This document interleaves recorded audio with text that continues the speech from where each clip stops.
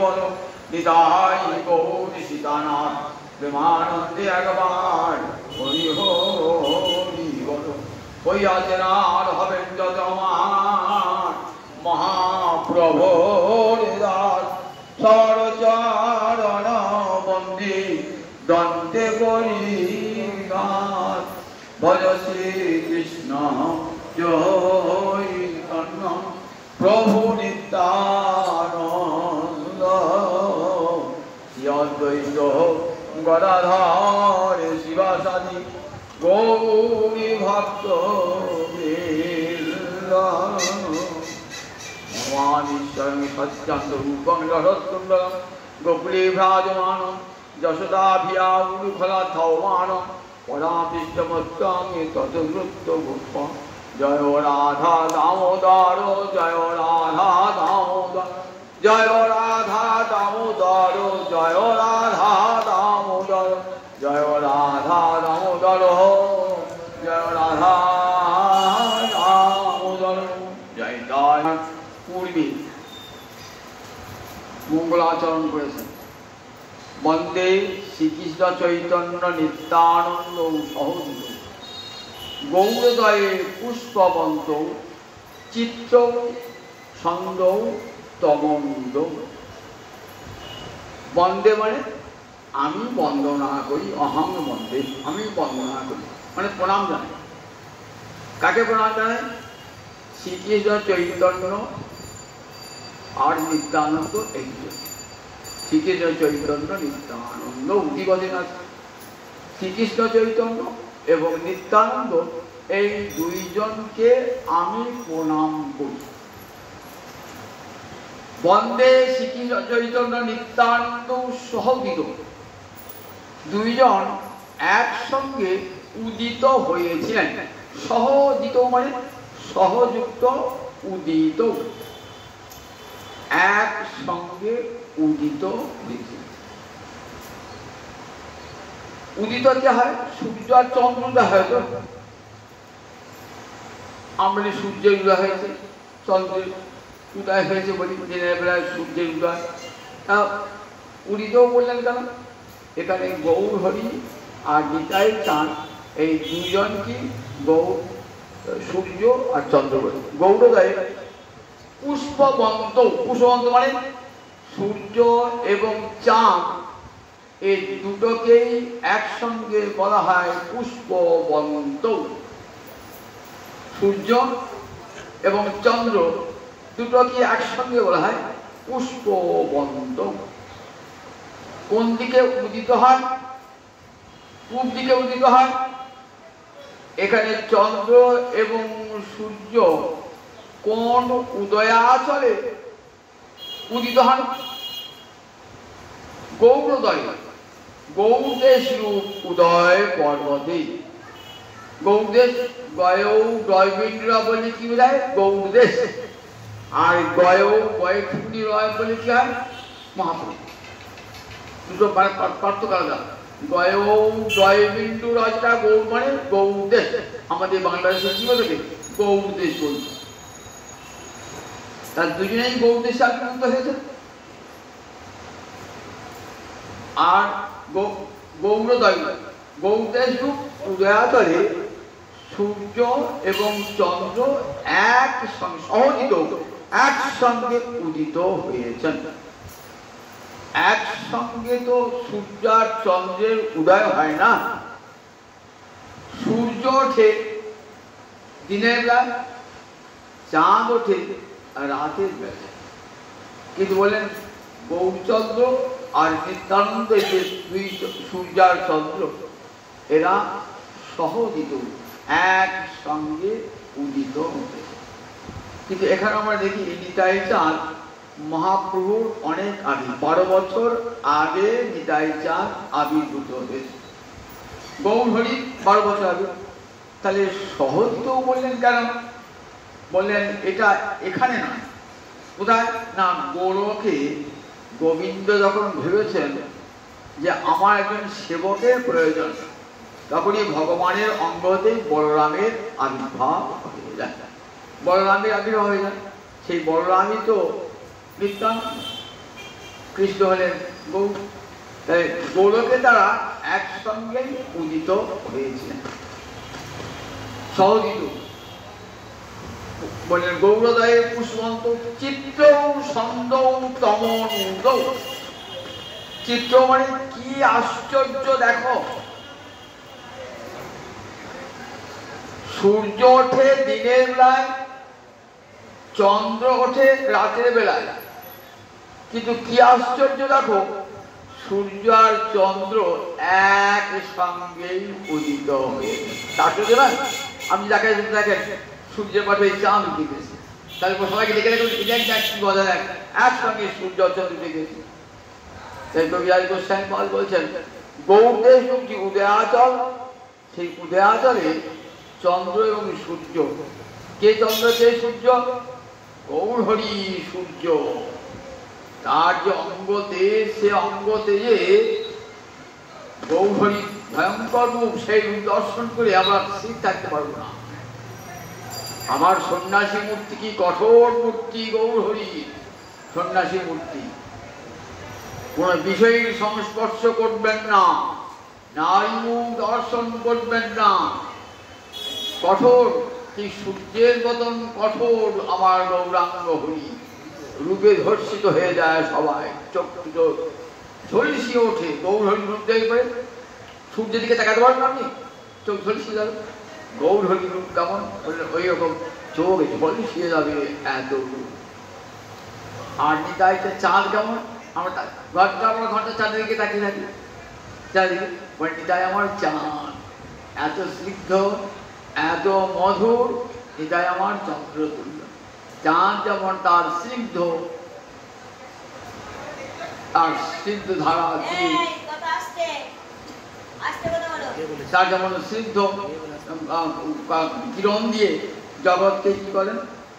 শীতল করেন। সূর্য তপ্ত করে দিকে দিনের বেলাতে গোটা পৃথিবীকে তপ্ত করে দিয়েছে, এবার সেটা শীতল করবার ভার কার? চন্দ্রের হাতে শীতল করবার ভার। কে শীতল করেছেন? বলে আমার নিতাই চাঁদ। জগৎ জীবের দ্বারে দাঁড়িয়ে হরে কৃষ্ণ কৃষ্ণ কৃষ্ণ হরে হরে, হরে রাম রাম রাম হরে হরে। অক্রোধ পরমানন্দ আমার নিত্যানন্দ রায়, অভিমানী শূন্য নিতাই আমার নগরে বেড়ায়। চণ্ডাল প্রতিটি জীবের ঘরে ঘরে যাইয়া আমার হরিনামে মহামন্ত্র দিচ্ছেন মিলাইয়া। গৌর হরির কাছে যে আমাদের ভয় হয়, কিন্তু নিতাই চাঁদ ভয় হবে কেন? বুকে টেনে নিয়েছেন, সকলকে আদর করে। ওরে তোরা কেউ ছোট নোস, সবাই আমার গৌর হরি, সব আমার গৌর হরির প্রিয়জন, তোর সবাই এমনি করে সকলকে কাছে টেনে নিয়েছেন। এই কাছে টানার জন্যেই আমরা নিতাই চাঁদকে কি বলি? নিতাই চাঁদ চন্দ্র, নিত্যান্ত গুরু চন্দ্র। তাই চিত্র ছন্দ বলেন কি আশ্চর্য। ছন্দ মানে সব একটা বৈদিক পরিভাষা। সং মানে মঙ্গল, তালবস্য ময় হলন্ত, সব মানে মঙ্গল। দেখবেন বেদ গ্রন্থে যেখানে মঙ্গলাচরণ আছে না, স্বপ্ন বিষ্ণু রূপক্রম, হে অনুক্রম বিষ্ণু জগতের মঙ্গল বিধান কর।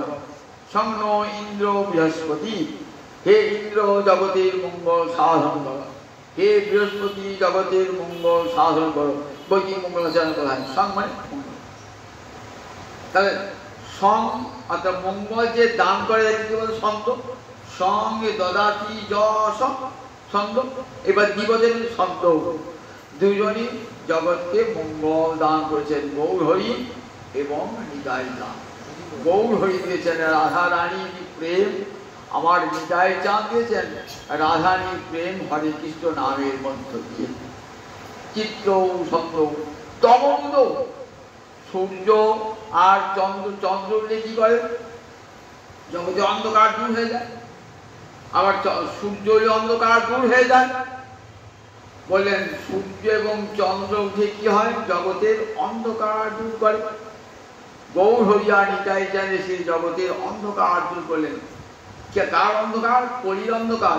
কলি ঘোর তিমির গ্রাস হল জগজন ধর্ম পরম গেল দূর অসাধনে চিন্তামণি আমার বিধি বিলা হলো আনি আমার গোড়া বড় দয়ার ঠাকুর। ভয়ঙ্কর পড়ে এসেছেন, কে পথ দেখাবে? নানান জনের নানার মত, সেই পথ যদি অনুসরণ করতে চান ধর্ম জগতে কেমন হয় বিচলিত হয়ে যাবেন। কোন পথে যাব? এই মুনি বলছে এই পথে, এই মুনি বলছে এই পথে, বিচলিত হয়ে যাবো তো। আবার অন্ধকার পথে কি হয়? চোর ডাকাত দস্যুর ভয় থাকে অন্ধকার পথে। আমি রাত্রেবেলায় রাস্তায় বার হলাম, রাস্তায় রাস্তা অন্ধকার থাকে, চোর থাকতে পারে, ডাকাত থাকতে পারে, সাপ থাকতে পারে, বাঘ থাকতে পারে, হিংস্র প্রাণী থাকতে পারে, কুকুর থাকতে পারে। তাই আমি যখন বেশ অন্ধকার চলে গিয়েছে, গুলি গুলি হয়েছে, আকাশটা পরিষ্কার হয়েছে, তখন আর রাস্তায় চললে ভয় লাগে না। তা কলির পথে আমরা ধর্মের পথে চলবো কোন পথে? পথটাকে দেখালে ওই সূর্য চন্দ্র পথটা দেখিয়ে দিল, এই পথ দিয়ে চল। সূর্য যাই উঠলো, পথটা পরিষ্কার দেখতে পারে। আমরা দেখি সুতো গোস্বাই পাঁচমানি বলছেন কৃষ্ণচন্দ্র চলে গেলেন, অপ্রকট হলেন, কলির অন্ধকার নেমে এলো। এইবার জগতে পথ দেখাবে কে? তা বলেন ভাগবত আর উদিত, অধুনা ভাগবত আর উদিত। বলেন কোনো ভয় নাই, অর্ক মানে সূর্য, অপারে অর্ক মানে সূর্য, ভাগবত অর্ক মানে ভাগবত সূর্য, উদিত মানে উদিত হয়েছে, ভাগবত সূর্য উদিত হয়েছে। ভাগবতের পথ ধরে চলুন, একবারে গোবিন্দ মন্দিরে পৌঁছে যান। আপনি দিল্লির পথ চলেন না, চেনেন না, বলে জিটি রোড ধরে চলে যাও, একবারে দিল্লিতে পৌঁছে যাবে, কাউকে জিজ্ঞাসা করতে হবে সোজা জিজ্ঞেস করে। বলে ঠিক তেমনি ভাগবতের পথ ওই জিটি রোডে বলে চলে যান, একবারে গোবিন্দ মন্দিরে পৌঁছে যাবেন ভাগবতের পথ, আর কোনো দিকে ফেরবার দরকার নাই। বলেন এই পথে আলো পাওয়া যাবে তো? আবার চোর টাকার দোষ বল না, কত ভক্ত দাঁড়িয়ে আছে, কে দাঁড়িয়ে আছে? বলহাট দাঁড়িয়ে আছে, মহারাজ অম্বরী দাঁড়িয়ে আছে, নারদ দাঁড়িয়ে আছে। সব যদি কোনো ভয় লাগে তারা এসে কি করবেন? এসে হাত ধরে নিয়ে যায়, কোনো ভয় নাই, এসো এই পথ দিয়ে তো আমরা এসেছি, আমাদের চেনা পথ, কোনো ভয় নাই, এই পথ দিয়ে এসো। তাহলে আমরা কোন পথে যাবো বলুন দেখি? সেই চেনা পথ দিয়ে। যেখানে দাঁড়িয়ে আছেন কারা? গৌর ভক্তরূপ সৈনিক দাঁড়িয়ে আছেন, যেখানে দাঁড়িয়ে আছেন, যেখানে নারদ, যেখানে দাঁড়িয়ে আছেন অম্বরীশ দাঁড়িয়ে আছেন, রাজর্ষি ভরত দাঁড়িয়ে আছেন, তাদের পথ দিয়ে একবারে সোজা গোবিন্দ মন্দির পৌঁছে যাও। তাই চিত্র বলেন ছন্দ তমন অন্ধকার নুদ্ধত মানে খণ্ডন করা, কলির অন্ধকার দূর করিয়ে দিয়েছেন। দুই ভাই হৃদয়ের খালি অন্ধকার, দুই ভাগবত সঙ্গে করাইল সাক্ষাৎকার। গৌর হরি আনিতাই চান হৃদয়ে খালি, খালি মানে স্খালন করা, দূর অন্ধকার, স্খালন মানে দূর করে দেওয়া। আমার বলা বাসন প্রক্ষালন, তার মানে পদ প্রক্ষালন নয়, জল দিয়ে ধুয়ে পরিষ্কার করে দেওয়া। তো দুই ভাই হৃদয়ের খালি অন্ধকার, দুই ভাই হৃদয়ের অন্ধকার দূর করে কি করলেন? দুই ভাগবত সঙ্গে করাইল সাক্ষাৎকার। দুটি ভাগবতের সঙ্গে আমাদের পরিচয় ছিল না, আমরা এই রোড পথে ছুটছিলাম, বললেন কোথাও যেতে হবে না, দুই ভাগবতের সঙ্গে তোমাদের পরিচয় হোক। এক ভাগবত ভক্তি রস শাস্ত্র, আর এক ভাগবত ভক্তি রস পাত্র। দুই ভাগবত কি? ভক্তি রস শাস্ত্র, যে শাস্ত্রে ভক্তি রসের কথা বর্ণিত হয়েছে সেটি ভাগবত। আর এক ভাগবত ভক্তি রস পাত্র, যার হৃদয়ে ভক্তি রস জমা আছে। কার হৃদয় আছে? ভক্তের হৃদয়। তাই ভক্ত হলো একটা ভাগবত, আবার শ্রীমদ মহাপুরাণ ভাগবত পুরাণ একটা ভাগবত। এই দুটোর সঙ্গে বলে কলিকালে আর কিছুই করতে হবে না, ভক্তের সঙ্গে বসে ভাগবতী কথা শ্রবণ কর। পূর্ণ দামোদর মাস, এই দামোদর মাসে অন্য কোন নিয়ম পালন করতে পারুন আর না পারুন, কোনো ক্ষতি হবে না। কিন্তু বললেন হরিকথা শ্রীনুয়াত ভাগবত সঙ্গত্যা। সঙ্গত্যা মানে সঙ্গতির সম্মেলন, অর্থাৎ সঙ্গে থেকে ভগবত ভক্ত সঙ্গে থেকে হরিকথা শ্রবণ করুন। যদি বক্তা না থাকে তাহলে নিজের ঘরে বসে গ্রন্থ মতে বন্ধু জগতে দ্বিতীয় নয় সেই গ্রন্থের সাহায্য অবলম্বন করুন। তাহলে বলে এর চেয়ে বড় নিয়ম আর হয় না। এইটাই নিয়ম সেবার বড়। খাদ্য নিয়ে অত ঝগড়াঝাটির প্রয়োজন নাই, অত বিচার করার প্রয়োজন নাই। যেটুকু সম্ভব সেটুকু বললেন। অন্তত প্রতিদিন তুলসী কাঠি প্রদীপ দান আর বসে বসে হরিকথা কীর্তন আর জয় রাধা দামোদর জয় রাধা কীর্তন করুন, দামোদর অষ্টক পাঠ করুন, তাহলে নিয়ম সেবা পালিত হয়ে যাবে। আপনাদের শোনাচ্ছিলাম ভাগবতে একাদশ স্কন্ধ। একাদশ স্কন্ধে অবধূত সংবাদ আরম্ভ করেছিলাম 2 সপ্তাহ আগে। মাঝে 2 সপ্তাহে মানে গৌড়ীয় মহাপুরুষের তিরোভাব দিবস পড়ে গেল, পরে বলা হয়নি। আমার প্রথম থেকে আলোচনা করি। অবধূতকে না দত্তাত্রেয় ঋষি অত্রি এবং অনসূয়ার পুত্র। অত্রি একটা মুনি, আমরা সপ্ত ঋষির কথা কল্পনা করি তো, মরিচি রত্রি পুলহ পুলস্ত ক্রতুর অঙ্গিরা অবশিষ্ট। 7টা ঋষি সপ্তর্ষি মণ্ডলে। 7টা তারাকে দেখি, ছেলেকে দেখায় ভূগোলা যায় সপ্তর্ষি মণ্ডল। 7 জন ঋষি আছে, মরিচি অত্রি পুলহ পুলস্ত ক্রতুর অঙ্গিরা অবশিষ্ট। তাহলে দ্বিতীয় মুনিটা হলো অত্রি। এই অত্রির পত্নীর নাম ছিল অনসূয়া। দেখবেন রামায়ণ পড়েছেন তো আপনারা, যখন রামচন্দ্র গিয়েছেন চিত্রকূট পর্বতে, সেখানে চিত্রকূট পর্বতে মন্দাকিনী নদীর তীরে সুন্দর আশ্রম। কার আশ্রম? এই অত্রিমুনির আশ্রম। সেই অত্রিমুনির পত্নী ছিলেন তপস্বিনী। তিনি সীতা দেবীকে পরম আদরে নিজের মেয়ের মতো করে দিয়েছেন। কত উপদেশ দিচ্ছেন, কেমন করে স্বামী সেবা করবে, কেমন করে সংসার ধর্ম পালন করবে, কেমন করে গুরুজনের প্রতি শ্রদ্ধা ভক্তি রাখবে, কত উপদেশ দিয়েছেন এই অনসূয়া, তপস্বিনী অনসূয়া। এই অনসূয়ার তপস্যায় প্রীত হয়ে ব্রহ্মা বিষ্ণু মহেশ্বর তার পুত্র রূপে আবির্ভূত হয়েছেন 3 জন। সেই জন্য নাম দত্তাত্রেয়। অত্রিমুনি পুত্র আত্রেয়, অত্রিমুনির পুত্র আত্রেয়। বলেন এই 3 জন নিজেকে পুত্রত্ব দান করেছিলেন। এই দত্তাত্রেয় ঋষি যেখানে অবধূত মানে যে কোন বর্ণের ব্রাহ্মণ না ক্ষত্রিয় না বৈশ্য না শূদ্র বোঝা যায় না, সে ব্রহ্মচারী না গৃহস্থী না বানপ্রস্থী না সন্ন্যাসী বোঝা যায় না, এখানে সেখানে ঘুরে বেড়ায় ভগবান আনন্দে বিভোর। আজ গাছতলায় আছেন, কাল পথের মাঝে পড়ে আছেন, কাল বাড়ির ছাঁচতলায় পড়ে আছেন, কোন বনে জঙ্গলে পড়ে আছেন। কোনদিন আহার জোটে, কোনদিন জোটে না, তার কাছে দিন রাত্রি বলে কিছুই নাই।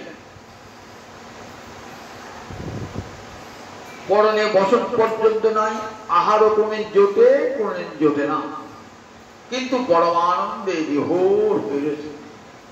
তার সঙ্গে দেখা হয়েছে কার? যদু মহারাজ। যদু মহারাজকে, যদু মহারাজ কৃষ্ণের পূর্বপুরুষ। কৃষ্ণের পূর্বপুরুষে কোন বংশে জন্মেছিলেন? যদু বংশে। তাই কৃষ্ণের নাম যাদব। যদু বংশে জন্মেছিলেন মানে যাদব। সেই যদু বংশের সেই যদু মহারাজের সঙ্গে কার দেখা? এই দত্তাত্রেয় দেখা, অবধূতের দেখা। ভাবছেন আচ্ছা লোক বটে, তো খাবার জায়গা নাই, শোবার জায়গা নাই, দিনের পর দিন তো উপবাস করবে আছেন, কিন্তু মনটা কি পরমানন্দ, দুঃখ নাই, বড় হাসি দিয়ে আনন্দে দিনটা যাপন করছেন। আমার তো এত রয়েছে, আমার তো প্রচুর ভোগের বিষয়, আমার কত রানী রয়েছে, আমার কত টাকা, কত বাড়ি, কত গাড়ি, আমি রথে চলে যাই, কই আমার তো এত শান্তি নাই।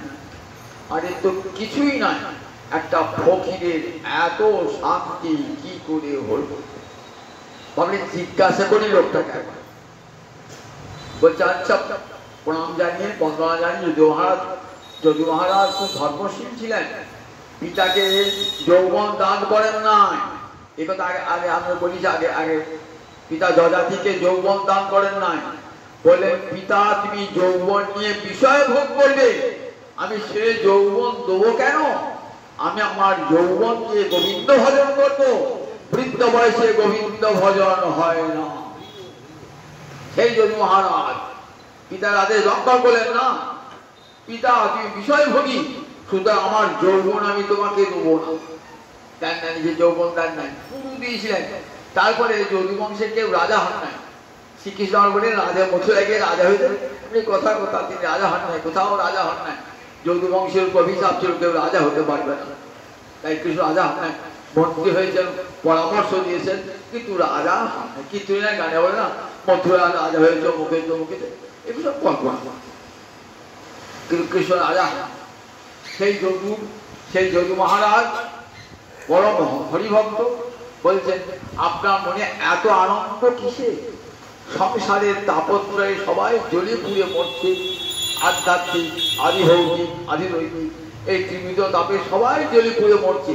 এমন পৃথিবীতে কেউ নাই, ব্রাহ্মণ, ক্ষত্রিয়, বৈশ্য, শূদ্র, ব্রহ্মচারী, গৃহস্থী, মানবপতি, সন্ন্যাসী, সংসারে অশান্তি নাই এমন মানুষ খুঁজে পাওয়া যায় না।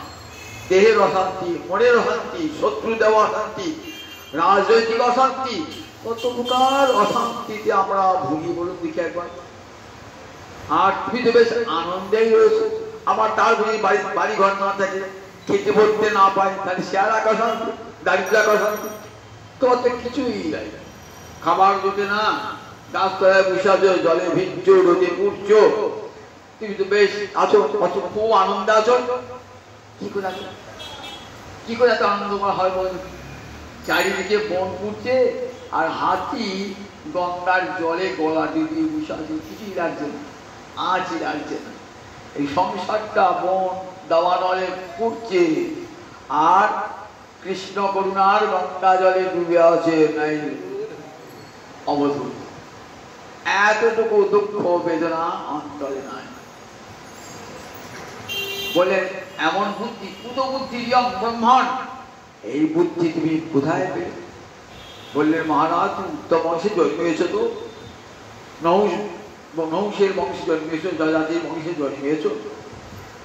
আমি বলতে পারতাম না, তবু বলছি শোনো, আমার 24টা গুরু আছে। ওরে বাবা, 24টা গুরু কারো হয় নাকি? চোখ কি কেন রাজা না 24টা গুরু বলাতে? শোনো রাজা, আমার মন্ত্রগুরু দীক্ষাগুরু একজন, যে আমার কানে মন্ত্র দিয়েছেন, আবার শিক্ষাও দিয়েছেন, দীক্ষাও দিয়েছেন, শিক্ষা দিয়েছেন। শাস্ত্র অনুসারে যিনি মন্ত্র দান করবেন তিনি শিক্ষা দান করবেন। তস্মাৎ কৃষ্ণ দীক্ষাদি শিক্ষণম, যার কাছে দীক্ষা দেবেন তিনি শিক্ষা দেবেন। দীক্ষাগুরু আলাদা, শিক্ষাগুরু আলাদা, কোথাও বলা নেই। যিনি দীক্ষাগুরু তিনি ভজন শিক্ষা দিতে পারেন না, তিনি ভজন শিক্ষা দিতে পারেন না। যদি সেই দীক্ষাগুরুকে পরিত্যাগ করে শিক্ষাগুরুকে আশ্রয় করেন, তাহলে দীক্ষাগুরুকে অপমান করা হয়। দীক্ষাগুরুকে অপমান করা হয় না? তাহলে আমার গুরুদেব যাকে দীক্ষা দিয়েছি, ভজন শিক্ষা জানেন না বলে আমি অন্য একজনের দীক্ষা দিচ্ছি, তাহলে এটিকে আপনার দীক্ষা মন্ত্রের ফল হবে? গুরুর প্রতি অবজ্ঞানে কাজে যিনি দীক্ষা দান করবেন তিনি শিক্ষা, তাহলে একজনই গুরু হন। আমার কানে যিনি মন্ত্র দিয়েছেন, দীক্ষায় মন্ত্র দিয়েছেন, তাহলে 24টা গুরু। ও রাজা আমার কাছে তো 24টা গুরু আমি বুদ্ধির দ্বারা আশ্রয় গ্রহণ করেছি। বুদ্ধির দ্বারা কার মধ্যে দেখেছি সদ্গুণ, সেটা গ্রহণ করেছি, তাকে গুরু বলে মেনে নিয়েছি। আবার কার মধ্যে দোষ দেখেছি, তাকে গুরু বলে মেনে নিয়েছি, কারণ দোষটাকে আমাকে ত্যাগ করতে হয়, তার কাছে দিয়েছি। দোষে গুণে মানুষ তো কিভাবে বলে কুলে যেমন আমরা কি করি, কুলেতে আমরা চাল পাচ্ছি, চালে যে কুটো কাটা যেগুলো আছে ফেলে দাম, আসলে গ্রহণ করি না। ঠিক এমনি করে যেটা খারাপ দেখবো ত্যাগ, যেটা ভালো দেখবো সেটা চালু নিতে ছাড়ছি। যেটা ভালোটা রয়ে গেল তলাতে পড়ে গেল, উপরে সে ফেলে দিল। তাহলে কি করেছি? এই গ্রহণ বর্জন, এই দুটো বাইরে কোন জায়গায় গ্রহণ করেছি, কোন জায়গায় বর্জন করেছি। কোন জায়গায় গ্রহণ, কোন জায়গায় বর্জন করে। যাকে বর্জন করেছি তাকেও গুরু বলে স্বীকার করেছি, আমার যার কাছে গ্রহণ করেছি তাকেও গুরু বলে স্বীকার করেছি। শোনো রাজা, সবাই কিন্তু আমার মানুষ গুরু নয়। এই গুরুর তালিকায় জানেন কত জড় পদার্থ আছে। আবার কি আছে জানেন রাজা? জড় পদার্থ আছে, পৃথিবী আকাশ বায়ু এসব জড় পদার্থ। তার সঙ্গে জানো বালিকা আছে, কুমারী বালিকা, সাপ আছে, হাতি আছে। রাজাকে বিশ্বাস হয়েছে? জগতে সাপ কানে মন্ত্র দেয়, হাতি কানে মন্ত্র দেয়, দেয় না? আকাশ কানে মন্ত্র দেয়, বায়ু কানে মন্ত্র দেয়। তাহলে এটাকে গুরু বলে স্বীকার করেছি কেন? এদের কাছে শিক্ষা পেয়েছি বলে আমি এদিকে গুরু বলে গ্রহণ করেছি। আগের দিন বলেছি পৃথিবীর কাছে, পৃথিবী আমার গুরু কেন না? পৃথিবীর কাছে কি শিক্ষা পেয়েছি? পৃথিবী বলছেন দেখো আমি সর্বম সহা। আচ্ছা তোমার উপর কোদাল চালায় লাঙল চালায় তোমার লাগে না? বলে লাগলো, আমি সব সহ্য করব, সব সহ্য করব। আমার ভেতর থুতু ফেলা, মলমূত্র পরিত্যাগ করে আমার ঘৃণা হয় না। মায়ের কোলে সন্তান যখন মলমূত্র পরিত্যাগ করে মায়ের কি ঘৃণা হয়? আমি যে মাতা ধরিত্রী, সে আমাকে দুঃখ সহ্য করতে হবে। ছেলে পড়ে বসে মাকে মায়ের বুকে লাথি মারছি, তাতে মায়ের কোন দুঃখ হয়? তো হয়। বলে ঠিক তেমনি সব জীব তোমার সন্তান। বলেন ঠিক যোগী হবেন, ভক্তি যোগী এইরকম হবেন। এই শিক্ষাটা আমাকে পৃথিবী দেবী দিয়ে গেলেন। তাই পৃথিবী তুমি আমার গুরু, আমাকে শেখালি যে বৈষ্ণব হতে গেলে, ভগবান ভজন করতে গেলে সর্বাগ্রে চাই সহিষ্ণুতা, সব কিছু সহ্য করবার ক্ষমতা, তার নাম সহিষ্ণুতা। এই সহিষ্ণুতা শিক্ষা দিয়েছেন ধরিত্রী, তাই ধরিত্রীকে আমি গুরু বলে গ্রহণ করছি। এই ধরিত্রীতে কি হয়? পর্বত আর বৃক্ষ আছে। ওই পৃথিবী গুরুর মধ্যে পর্বত আর গুরুকে একসঙ্গে, পর্বতকে একসঙ্গে ধরলেন, পর্বত আর বৃক্ষ। বলেন এই ধরিত্রীর মধ্যে পর্বত আমার একটা গুরু। পর্বত ধীর হয়েছে, এতটুকু বিচলিত হয় না। বিরাট উঁচু পাহাড়, তারপর বজ্রপাত হচ্ছে, তথাপি দেখুন পর্বত কেমন ধীর হয়েছে। যারা ভজনশীল হবেন তারা ধীর হবেন, তাদের আসক্তি স্থির হয়ে থাকে। চাঞ্চল্য কখনো হরিভক্তি প্রদান করে না। স্থির অচঞ্চল হবে, মনকে একবারে গোবিন্দ চরণে স্থির ভাবে লগ্ন করে ভজন করতে হবে। এটাই শিক্ষা দিল আমাকে পর্বত। যখন ভগবত ভজন করবে কেমন? আমার মতো অচঞ্চল হয়ে, আমি যখন দেখো এক জায়গাতে স্থির হয়ে অচঞ্চল ভাবে আছি, ঠিক সেই রূপ আমাকে কেউ নড়াতে পারে না। এই ধৈর্যটা আমাকে শিখিয়ে দিল পর্বত। বৃক্ষ, বৃক্ষ বলে দেখো আমার মতো দানশীল হও। কেমন দান? দান করবার সময় শত্রু মিত্র ভেদ করবে না। দেখো আবার আমি সর্বস্ব দান করে দিই। আমার গাছের ফল ফুল পাতা ছাল ডাল সব পরহিতায়, পরের মঙ্গলের জন্য। আমার দেহটা গোটাই পরের মঙ্গলের জন্য। আমার ফুল ফল আমি নিজে ভোগ করি? আমি ভোগ করি না। আমার ছাল আমার কাঠ আমি নিজে ভোগ করি? নিজে ভোগ করি না। কাঠের সব পরহিতায়, পরের মঙ্গলের জন্য। সবাই না, সবাই আমার দেহ, গোটা দেহটাই পরের মঙ্গলের জন্য। আবার শত্রু মিত্র ভেদবোধ নাই আমার কাছে। আমার কাঠুরিয়া, সে যেমন আশ্রয় পায় তাকে যেমন ছায়া দিই, আর একটা পাখি সে আশ্রয় নিয়েছে, অতিথি বলছে, তাকেও তুমি ছায়া দিই। একটা কাঠুরিয়া আমার গাছের ডাল কাটছে, ডাল কাটতে পরিশ্রম আমার গাছের গোড়া দিয়ে বসেছে। আমি বলি কি বেরিয়ে যাও এখান থেকে, তুই আমার ডাল কেটে দিলে, বড় ডাল কেটে দিলে তোমার শত্রু। বলি না তো, ছায়া কেড়ে নি। নোপসংহতি ছায়া, ন উপসংহতি ছায়া। বলেন ছায়া কেড়ে নেয় না। ওই প্রতীকটাকে যেমন ছায়া দিয়েছেন, ওই কাঠুরিয়া যে শত্রু তাকেও তেমনি ছায়া দিয়েছে। আমার দেখো আমি কতজনার আশ্রয়, আমার উপরে বাজ পড়ছে, জল পড়ছে, সূর্যের তেজ পড়ছে, কিন্তু আমার কাছে আশ্রয় পেয়েছে, তার তোমাদের কোনো ভয় নাই। দেখো এইখানে বাসা করে তোমরা থাকো, আমার গাছের পাতার আড়ালে থাকো, তোমাদের গায়ে জল লাগতে দেবো না, রোদ লাগতে দেবো না, আমার গাছের ফল খাওয়াবো, ছায়া দেবো। যথার্থ বৈষ্ণব এইরকম হবে না। দেখুন এইসব শুনলার বৈষ্ণব মধ্যে মনে হবে নিজেকে বৈষ্ণব বলে দাবি করতে ইচ্ছা হবে, কোনো গুণই নাই আমাদের। শত্রু মিত্র ভেদ প্রবল ভাবে শত্রু মিত্র বোধ, এক্ষেত্রে তো শ্রীমদ্ ভাগবত শিক্ষা দিচ্ছে। মানে দেখো বৃক্ষ যেমন তার সবটাই দান করে দেয়, সবটাই দান করে দেয়, নিজের কিছুই রাখে। বললেন শোনো, তাহলে পৃথিবী হলো আমার প্রথম গুরু, আমার দ্বিতীয় গুরু হলো কে জানো? দ্বিতীয় গুরু হলো আকাশ। আকাশ আমাকে শিক্ষা দিল। দেখো তো আমি কত বড়, আমার শেষ খুঁজে পাও, আরম্ভ খুঁজে পাও। দেখো আমি সর্বত্র বিস্তৃত হয়ে রয়েছি।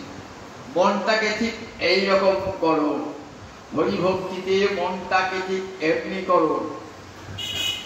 আমার কাছে তুমি বিচার নাই, আমি বামুনের ঘরের ছাদেও যেমন থাকি, চণ্ডালের ঘরের ছাদেও তেমনি থাকি। আমি সর্বত্র আকাশ সর্বত্রই আছি। আমার কাছে উচ্চ নিজ বলে কোনো বিচার নাই। আমার কাছে পাপিষ্ঠ এই তোর ঘরে থাকবো না, আমি তা তো বলি না। পাপিষ্ঠের ঘরে আবার পুণ্যবানের ঘরেও থাকি, সবার ঘরে থাকি। ঘর থেকে একটি আকাশ, আকাশে আমার বলছে দেখা আকাশ, আকাশে আমি বজ্রপাত হচ্ছে, আকাশকে স্পর্শ করছে, জল পড়ছে, আকাশকে স্পর্শ করছে না। আপনি ধুলো ছুড়ুন, আকাশকে স্পর্শ করবে না, আকাশে গায়েই রাখবে না। বলে দেখো কৃষ্ণ ভক্ত ঠিক এইরকম হবে, এইরকম হবে।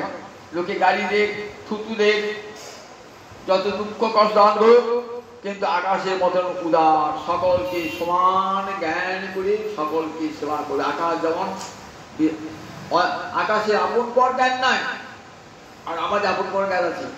অয়ং নিজ পরবেদী গণনা লঘু চেতসা উদার চরিতানাং তু বসুধৈব কুটুম্বকম। এ আমার নিজের লোক, এ আমার পরের লোক, এমনি করে আমার দুই দুই করি। সর্বক্ষেত্রে দুই দুই ভাব আছে, নিজের লোক আর পরের লোক আছে। বলেন যাদের মনটা খুব ছোট তারা আপন পর ভেদ করে, আর যারা উদার চরিত্রের ব্যক্তি তাদের বসুধৈব কুটুম্বকম। জগতের এই বসুধার যত লোক আছে সবাইকে নিজের আত্মীয় বলে জ্ঞান করেন তারা, কাউকে তারা দূরে সরিয়ে দেন না, সবাইকে আপন জ্ঞানে বুকে টেনে নেন। যে শত্রুতা করছে তাকেও টেনে নেন। রামদাস বাবাজির ঘরে রাত্রেবেলায় চোর ঢুকেছে, চোরে চুরি করছে, রামদাস বাবাজি জেগে গেছে, ভালো ভালো জিনিস সব চুরি করেছে। এইবার চোরটা তো ধরা পড়ে যাচ্ছে, ধরা পড়ে যাচ্ছে। রামদাস বাবাজি উঠেছেন, উঠে বলছেন বাবা কোনো ভয় নাই, ভয় দিয়ে চোরটা কোনো ভয় নাই, ভয় নাই বাবা, তোমার দরকার বলতে এসছো, আর কি কি আছে দরকার বল, আর কিছু শরীরে পরিস্থিতি দিয়েছে। সবাই যে করেছেন আশ্রমের লোকেরা মারবে, বলে দেখো তুই মারো তাহলে আমি একে তো পাওয়াবো, আর আমার দেখা পাবে না। দেখো ও তো অভাব দারিদ্র বলি ও আমার কাছে এসেছে, আমি তো চাই না দিই, তাহলে লুকিয়ে আমার ঘরে চুরি করছে। দাও দেখুন কেমন শিক্ষা দিয়ে, দেখুন সেই চোর আর চৌর্য বিদ্যাই ছেড়ে দিল, মহতের স্পর্শে এসে মনটা কেমন হয়ে গেল, মনটা কেমন হয়ে গেল, আর মনের এতটুকু কালিমা রইল না। ভক্তের স্পর্শে এসে আকাশের মতন উদার, আকাশ যেমন সর্বত্র থেকেও নিঃসঙ্গ, বলেন কোথাও ভক্ত আসক্ত হয় না। বলেন তাই আকাশের কাছে আমি শিক্ষা পেয়েছি। কি শিক্ষা পেয়েছি? উদারতা, ভক্তের বড় গুণ, আপন পর ভেদ করে না। আকাশ যেমন ঠিক তেমনি। আবার আকাশকে দেখো, ভক্তকে যদি কেউ গালি দেয় তবুও ভক্তের অঙ্গে লাগে না। আমরা এখন শুনতে যখন যাচ্ছেন না ভাগবতী আসলে, তখন যাচ্ছেন তো দেহস্থিতি নাই তো, আকাশের মতো উদার, ঢিল মারছে অনেকে পাগল হবে, মনে কাপড় নাই তো পাগল ভাবছে।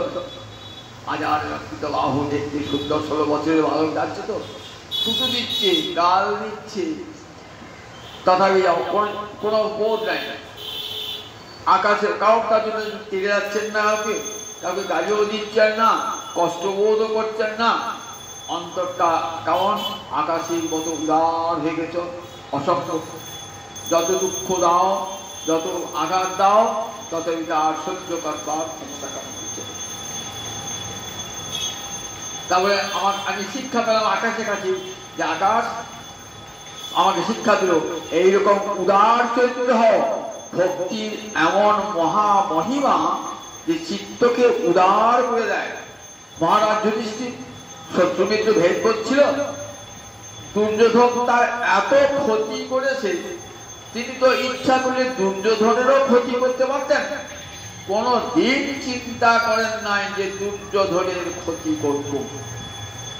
রাষ্ট্র যজ্ঞ করেছেন, ভান্ডারির ভাতটা কাকে দিয়েছেন? ভান্ডার মানে ভান্ডার ঘরে যে সমস্ত দামি দামি জিনিস আছে লোক খাবে বলে, সেটা যাকে তাকে দেয় না, খুব নিজের জনকে দেয়।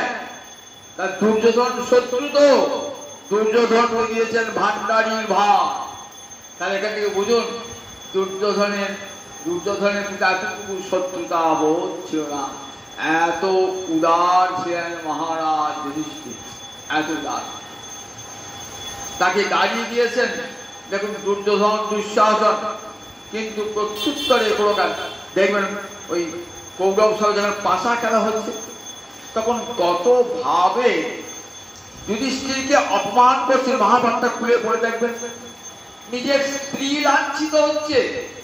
তথাপি মহারাজ যুধিষ্ঠির যেহেতু পাশা খেলায় হেরে গিয়েছেন, তাই নীরবে সব সহ্য করে যাচ্ছেন নীরবে। আবার একদিন রাজা ছিলেন, আর পথে ভিখিরি কেড়ে কুড়ে নিয়েছে, কৌরবেরা কেড়ে নিয়েছে, বাড়ি থেকে তাড়িয়ে দিয়েছে। নিজের স্ত্রী এক বস্ত্রে রজস্বলা অবস্থায় যাচ্ছে, তাকাচ্ছেন না। কেন বলবেন? তাকালে যুধিষ্ঠিরের দৃষ্টি তেমন দিয়েছিল না, বিশাল অট্টালিকা ধ্বংস হয়ে যেত, পুড়ে ছাই হয়ে যেত। বলে না, আমার দুর্যোধন ভাই, ওরা ক্ষতি হবে না। পিছন ফিরে তাকার নাই দুর্যোধন, যুধিষ্ঠির, আর পিছন ফিরে তাকার নাই। আমার দৃষ্টিতে যদি ওদের ক্ষতি হয়ে যায়, তাকার নাই। দেখুন কতখানি মনের উদারতা থাকলে এটি হয়। বনে গিয়ে যখন গিয়েছেন, তখন ভীম গাড়ি নিচ্ছেন, দ্রৌপদী গাড়ি নিচ্ছেন, অসহিষ্ণু হয়ে উঠেছেন। তোমার জন্য আজ বাড়ি ছাড়তে হলো, রাজ অট্টালিকা ছেড়ে আমরা বনে বসে আছি, খাবার নাই, থাকবার জায়গা নাই, একমাত্র তোমার জন্য। কেন পাশা খেলতে গেলে? পাশা খেলা তো একটা রাজাদের জুয়া খেলা, কেন খেলতে গেলে? এত তোমার গুণ, তাহলে এই দোষটা ছাড়লে না কেন? নাস্তিকং প্রভাসে কল্যাণী, নাস্তিকের মতো কথা বলছো। পৃথিবীতে গোবিন্দের অঙ্গুলি হেরণ ছাড়া গাছের একটা পাতা পর্যন্ত নড়ে না। মানুষ পাপ কার্য করে, সেটাও গোবিন্দের নির্দেশে, পুণ্য কর্ম করে, সেটাও গোবিন্দের নির্দেশে। এমনি করে গোবিন্দ সকলকে কর্মফল ভোগ করা। আকাশ বাতাস ইন্দ্র চন্দ্র সূর্য সবাই চলে গোবিন্দের অঙ্গুলি হেরণে। তাহলে দেখো পাশা খেলাটা আমি তো খেলতে যাই নাই, কিন্তু কে যেন জোর করে আমাকে পাশা খেলায়। দেখো এই জগতে কৃষ্ণ ছাড়া, গোবিন্দ ছাড়া জগতে আর একটা তার অঙ্গুলি হেরণ ছাড়া গাছে একটা পাতাও পড়তে পারে। তাই নাস্তিকগণ প্রভাসী। মহারাজ যুধিষ্ঠির এত দুঃখ কষ্ট পেয়েছেন, সব সহ্য করেছেন, পৃথিবীর মতো সহিষ্ণুতা। তাই তো যুধিষ্ঠির হরিদাস। হরিদাস কি সহজে হওয়া যায়? হরিদাস বললেই হবে? গলায় মালা নিলে, তিলক নিলে, হরিনামে জপের মালা নিলেও হরিদাস হওয়া যায় না। এই এগুলো তো বাইরের গুণ, থাকতে হবে বাইরের গুণ। অন্তরের গুণটাই তো বড় গুণ, সেই গুণটাই তো সেই ঘটনা বলতে শূন্য। আমার সব বাইরে, লোক দেখানি বাইরে। দেখো আমি কত বড় বৈষ্ণব, আমি দেখো একাদশী ব্রত করি, নিয়ম করি, রাধাষ্টমী জন্মাষ্টমী সব করি, কিন্তু আমার মনের মধ্যে কত হিংসা, বিদ্বেষ, অপরকে অপমান করার বোধ সব রয়েছে। তুমি কিসের বৈষ্ণব হলে গো? কিসের বৈষ্ণব হলে? তাহলে দেখো বৈষ্ণব হওয়া সোজা কথা নয়। এখানে শিক্ষার এই অবস্থিত শিক্ষার মধ্যে এই শিক্ষা গ্রহণ করতে হবে। শুধু হরিনামে মালা জপ করলে হবে না, তিলক কাটলে হবে না, এই গুণগুলিকেও অর্জন করতে হবে, তবে তো গোবিন্দ প্রসন্ন হবে। হরিভক্তি তবে জানবেন হৃদয়ে যথার্থ হরিভক্তি। সত্যিকার যদি হরিভক্তি হৃদয়ে যায়, সেটা আমার চেষ্টা করতে হবে না, আপনা আপনি হয়ে যাবে। জগতে সবাই কি ভালোবাসতে ইচ্ছা হবে।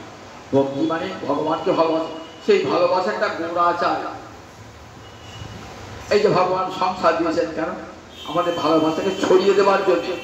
পৃথিবীতে প্রতিটি জীব এসেছেন হৃদয়ে একটা বড় বৃত্তি ভালোবাসা, বড় বৃত্তি ভালোবাসা, পরম সম্পদ।